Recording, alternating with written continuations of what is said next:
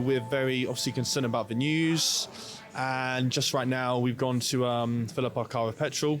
We're always seeing the prices change at the pumps, so that's definitely having an impact on my day-to-day life. Obviously concerned about all the people under threat, the lives in danger, and of course geopolitical stability.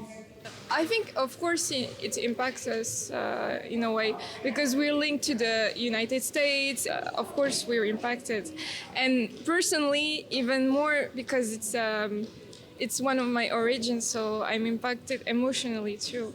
Well, this is part of U.S. policy and also Israeli foreign policy. I'm not particularly favorable of that. I don't think it leads to much of any kind of a solution. It leads to a lot of collateral damage around the world. Reactions there from residents of Brussels 2 weeks into the US-Israel war on Iran. Welcome to Brussels, My Love, the podcast with me, Maeve McMahon. With chaos and concern spreading across the region and beyond, this week on the podcast, we're trying to answer 3 questions about this potential collateral damage of the war. Firstly, what are the humanitarian implications of a war that shows no sign of ending? What impact could this disruption have on the European economy? And then what about our security? With the war already affecting Cyprus and Turkey, is the European Union prepared for possible consequences? To help us answer these crucial questions, I'm joined this week by Cornelius Adebar, political analyst. Joining us on the line from London City Airport, Cornelius. Thank you for having me. Stephen Everts is also with us. He is the director of the EU Institute for Security Studies. Welcome, Stephen. Glad to be back. Great to have you with us. And Euronews' very own Sophie Claudet, editor-in-chief and former war correspondent. Welcome. Hi, mate. Thank you so much for being with us. I want to first just talk about the war itself and, of course, the strategy, because the US administration keeps flip-flopping on what the actual military objectives in Iran are. Stephen, is this deliberate just to confuse the enemy, or are the US really in real trouble over the endgame in Iran? They really started something not knowing how it would end. It seems like this was not thought through in a very deliberate manner. So what you refer to, that there are a number of war aims articulated and they keep changing. They say something in the morning and they change it during the day and what have you, I think points to an element of chaos, frankly. And this has not been thought through. As for Europe, I mean, we didn't ask for this war, but it is affecting us directly. And I think some of your Vox Pop right at the start point to that. It means energy prices, there's regional instability. It also helps Mr. Putin tremendously, this war. So I think on many fronts we have big question marks and we'd like to bring this war to an end. Yeah, Mr. Putin, who rarely smiles. I saw him smile slightly earlier this week when he said, we're ready to sell our oil and gas to the Europeans, if you want it. But of course, the Europeans have said no, thank you, for reasons that do not need to be listed here. Sophie, you're obviously an expert on the Middle East. You've been reporting there in your past, in your long career as a journalist. Tell us your take here on the whole situation. Well, I'm not in Trump's head, and I'm not sure whether it's good or bad, but no comment here. What strikes me is I think the Americans know what they don't want, and they certainly do not want another Iraqi or Afghan scenario where they had boots on the ground and the conflict lasted, many years with a lot of casualties. And certainly Trump was elected on the platform of not, starting any humanly costly wars. But he seems to be doing the opposite. I mean, one day they're in that war for weeks, another day it's an excursion, so we don't know exactly what's going on. I think it was probably dragged into this by Israel, but what's in it for him? I mean, for me, the question as an observer, and as you said, as a person that actually lived in that part of the world and reported on that part of the world for many years, what's in it for Trump? The MAGA base is going to crack. I mean, sooner or later. It is already showing some sign of dissent. The midterms are around the corner. I understand what Netanyahu is doing in this war, for sure. I mean, he's been obsessed with Iran forever. Do you remember those UN props that he had back in the day? You remember these big images of the bomb and what? Lebanon, proxy Hezbollah has been an obsession of his. He finally has carte blanche with Trump, the self-proclaimed end of the international order, to do whatever he wants to protect Israel. But what's in it for Trump? That baffles me. On that question, Cornelius, if we can bring you in here on what's in it for Trump, of course, as Stephen said here, the Europeans never signed up for this war. They didn't want this war. And the Europeans, once again, are kind of observers here. Do you think the Europeans have any clue of what's going on, what Trump's endgame is here? Well, I mean, there's two things. One is that we don't really know what Trump's endgame is. I mean, from what we can read, he doesn't know, and the people around him don't know. But I would also say that we have difficulties understanding what this war is about because it has a very regional dimension. We think of it as United States leading another war, and we can maybe lean on the US president to end it, or possibly also on Benjamin Netanyahu. But if you look at this from a perspective of the neighboring countries, which had tried to mend fences with Iran ever since they were attacked by Iran in 2019, and the United States did not come to their help. If you look at it at a perspective of the world economy and the closing of the Strait of Hormuz, which goes beyond the actual fighting right there, but which has very significant underlying reasons in the insurance companies not being willing and able to ensure shipping through the strait. This is something which has much wider implications and which are hardly debated, I believe, in Europe. So what we have to understand is that this is not our war, of course not, but we have to live with the consequences, and we had better do this by ourselves and not just thinking about, what does the United States want, how will Iran react? These are all important questions, but as Europeans, we need to know ourselves what we want from the situation that was created by others. And of course, the Europeans, they did hold virtual talks this week with their Gulf counterparts. But also, Sophie, I'd like to bring you in here on the whole humanitarian angle of this war, the spillover. We've seen thousands of people fleeing Lebanon, so many people internally displaced, pregnant women, children, all setting up camp inside stadiums. I mean, this situation is really, really dire. Yeah, well, we saw a similar situation not so long ago in Gaza. I mean, it's already been erased from the news cycle, but my hunch is like what we're going to see unfold in Lebanon is going to be close to what happened in Gaza, and that Netanyahu is going to try to root out Hezbollah by force. Hezbollah, like Hamas, is also an ideology. It's also a social actor. It's also a political party, is in it for the long haul. Down the line, another Gaza, I don't think Israelis are going to stay silent. The October massacre was one thing that completely and rightly so traumatized the Israeli public opinion. We're looking at something else now. In Lebanon, it's going to be very difficult to root out Hezbollah. I mean, yes, they don't have the backing of Iran as much now because Iran is itself under fire. But we're looking at weeks and weeks and weeks of conflict. And maybe some Israelis are going to take to the street and say enough is enough. We'll see. But going back to your question, I'm sorry, I just want to say a word. Yeah, it's atrocious, this displacement. And you have to understand that Lebanon is so bankrupt as it is. I mean, the Lebanese economy is in very bad shape. I mean, this is going to add insult to injury. I don't see how Lebanon is going to survive. This France has positioned itself a little bit, not so much diplomatically, but as a humanitarian, actor in the region because of the ties historically between Lebanon and France. It's not going to be enough. And you mentioned the Lebanese economy, Cornelius, the Iranian economy also in dire straits. I mean, this whole conflict triggered initially because of the protests on the streets a couple of weeks ago, where thousands of people were reportedly killed by the regime itself. Which is true, and just goes to show that this is not just an economic crisis, which we've seen in the country over the past years, if not a decade or so. It's a political crisis with the regime cracking down on protesters in ways we haven't seen in the past decades in the Islamic Republic. You have to go back really long time to the mid-'80s and a crackdown that took place then. But it's also the war from last June, the Israeli-American attacks on Iran's nuclear program, which plays into this because from a regime perspective, they have been at war with the West, broadly speaking, but mainly with the US and Israel since then. And so they also had no qualms to revert to a military-style crackdown internally because they feel they are under attack. And what we've seen now is with the succession at the supreme leader's position, the son of the previous supreme leader, Moshtaba Khamenei. This is the regime basically saying, we will continue to suppress our people. We will continue to resist America and Israel. We will try to drag the whole region into this war because that's the only way we can survive. And this is the reality, right? Moshtaba Khamenei seems to be taking an even hardliner approach in Iran with an even more emboldened Revolutionary Guard. What Cornelius said is also right. I mean, I think the Iranian regime, their goal is not losing, right? And just turn this exactly into a conflict of attrition. And they're very good at that and make this as much as a regional of a global conflict as they can. And they're taking steps in that direction.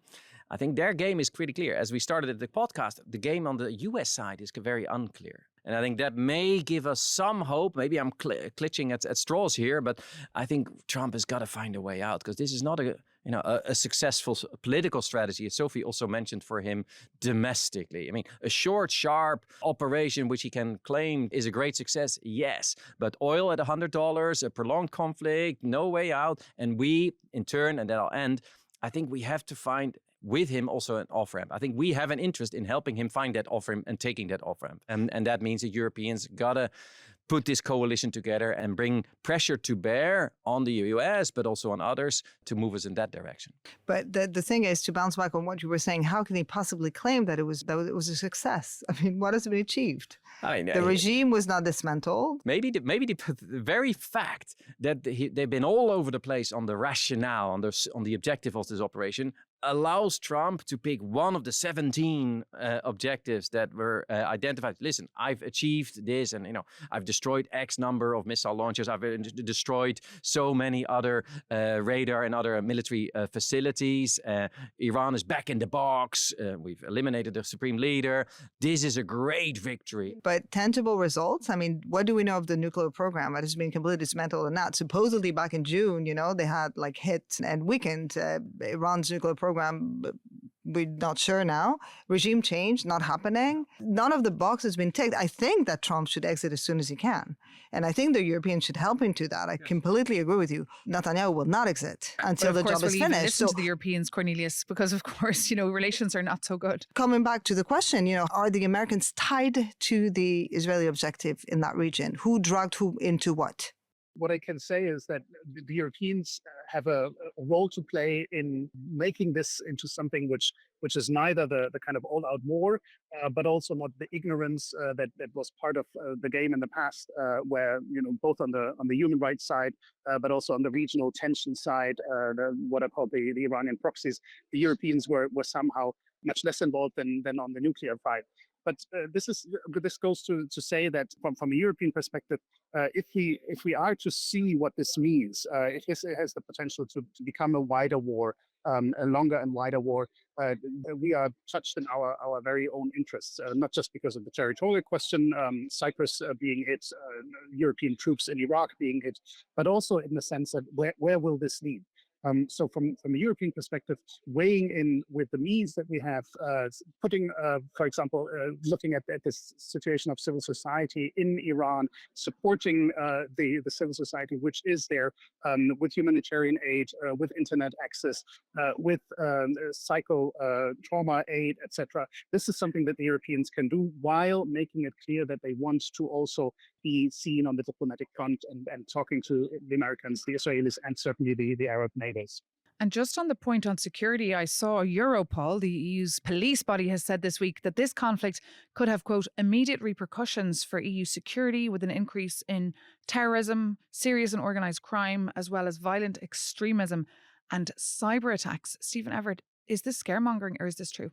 Now, Iran is also a direct threat to Europe. I mean, let's, in the middle of all this, not forget that Iran has many aspects of very problematic behavior for us, and it operates on European soil, where it has even assassinated people in European countries. I mean, this is not an innocent regime by any means. And it's, of course, true that a regime that feels that it has a back against the wall, that it has an interest in, as we were talking, turning this into a longer and wider conflict can take asymmetric options, as the jargon has it. That's what you do, right? You're facing an enemy that is overwhelmingly stronger on the military domain. You use any and all means to fight that enemy in different means, and I think it's perfectly possible that Iran would use these means. Yes, we should prepare for that. But for now, Cornelius, of course, the focus is just on defensive support, right? As Emmanuel Macron said earlier this week, he was in Cyprus. That's what they say, and what is the only option right now. But of course, where do you draw the line between defensive measures and more proactive measures? I mean, and you may be able to draw them at the beginning. The more the conflict drags on, this becomes more and more difficult.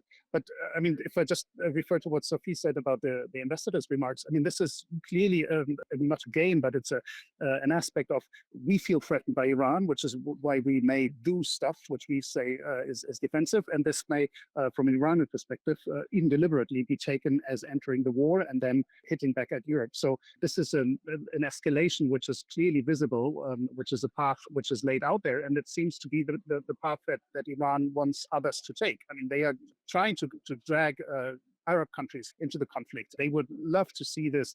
They are not in a position to make any compromises right now. And this is something where we as the Europeans will have to consider our options, regardless of what the United States is planning to do, because that has left the realm of rationality a long time ago. Indeed, and this topic will certainly dominate that EU summit taking place next week here in Brussels that was meant to focus on competitiveness. And of course, here at Euronews, we're running live blogs every day, bringing you all the angles and layers of this ongoing war. But just one topic I wanted to touch on before we finish, because it's really scaring European citizens and businesses that we've been speaking to here on Euronews. And that is, of course, the energy crisis now and the potential spike in inflation. Let's just bring in the European Commission President Ursula von der Leyen. She addressed this very issue at the European Parliament in Strasbourg. Since the beginning of this conflict, gas prices have risen by 50% and oil prices have risen by 27%. If you translate this in euros, the 10 days of war have already cost European taxpayers an additional 3 billion euros in fossil fuel imports, additional.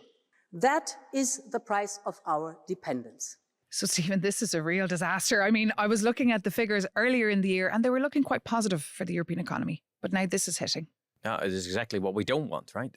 But it really underlines, I think, two things. One is that Europe is excessively dependent on fossil fuel imports. And for me, it's clear. I mean, you have to accelerate. Everything you do on renewables is energy you don't import and means that you're less dependent on the actions of dictators or other unreliable partners. So that for me is absolutely crystal clear. And of course, the second thing is terrible timing is that right when we had Mr. Putin where we wanted him with massive economic problems, it was really hurting, and he was really the Russian economy. And now, boof, bonanza, oil at $100, and he's smiling all the way to the bank. So I think that this is really, really bad. What about you, Cornelius? Could we be heading into another recession now if things get really bad? Certainly. I mean, that's what the economists fear. And I was alluding to this earlier, that the blockage of the Strait of Hormuz may outlast the hostilities. This is a longer-term issue already now, with then a throughput into inflation figures, probably also in Europe, but also in Asia, where most of the Middle East oil and gas customers are. But I mean, I come back to what the Commission President said. I mean, this goes back to the question of how do we organize our green transition, which we, as of last year, called the Clean Industrial Act rather than the Green Deal, which is this kind of rollback on this whole on the renewables question, which is driven partly by an ideological agenda, and where we really have to think about what do we want in Europe. If we talk about sovereignty on all fronts, digital, but also in minerals and what have you. This energy dependence that she alluded to is really something which should make people think. Also, those who think that maybe the green transition went too far from their perspective, from their political perspective, but really this is about how do we get rid of the dependence on fossil fuels. Ursula von der Leyen mentioned nuclear energy, which is a hot button issue for many European countries, but still having this debate and saying, okay, we really need to be more self-reliant on these energy issues. What does that mean in terms of how do we organize our industries? How do we organize traffic or transportation in European countries? That's what should be on people's minds once they don't talk about the war so much. Okay. And of course, on Euronews this week as well, we spoke to the president of the Eurogroup about this very topic.